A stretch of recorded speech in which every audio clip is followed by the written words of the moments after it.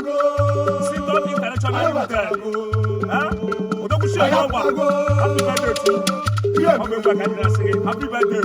Imakoyewo. Chinedu Ogba. Imakoyewo. Oluwa choka. Imakoyewo.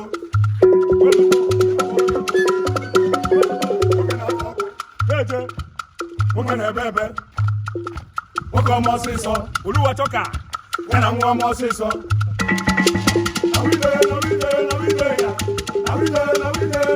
ya. Isi ko kula ya. Na we dey ya. Man ma se ko ke na we dey ya. Welcome ya you the way but body develop man. You go no choice. You the package at the way but body develop.